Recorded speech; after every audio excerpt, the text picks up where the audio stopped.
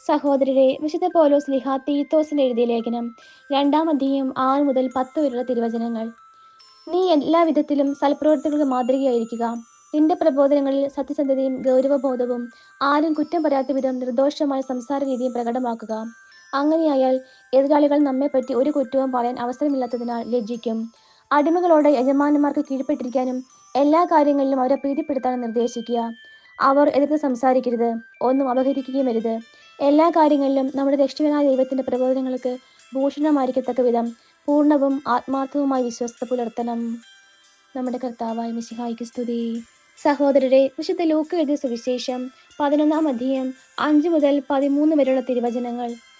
അവൻ അവരോട് പറഞ്ഞു, നിങ്ങളൊരുവന് ഒരു സ്നേഹിതനുണ്ടെന്നിരിക്കട്ടെ.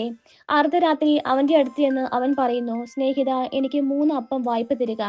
ഒരു സ്നേഹിതൻ യാത്രാമധ്യേ എൻ്റെ അടുക്കൽ വന്നിരിക്കുന്നു, അവന് കൊടുക്കാൻ എനിക്കൊന്നുമില്ല. അപ്പോൾ അവന്റെ സ്നേഹിതൻ അകത്തുനിന്ന് മറുപടി പറയുന്നു, എന്നെ ഉപദ്രവിക്കരുത്, കഥ കടച്ചു കഴിഞ്ഞു, എൻ്റെ കുഞ്ഞുങ്ങളും എൻ്റെ കൂടെ കിടക്കയിലാണ്, എഴുന്നേറ്റ് നിനക്ക് ഒന്നും തരാൻ സാധിക്കുകയില്ല.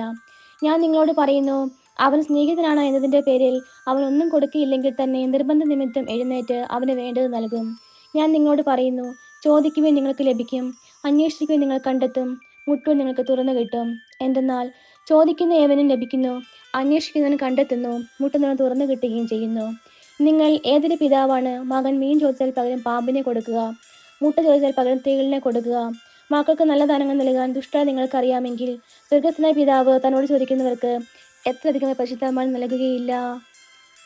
നമ്മുടെ കർത്താവായ മിശിഹായ്ക്ക് സ്തുതി.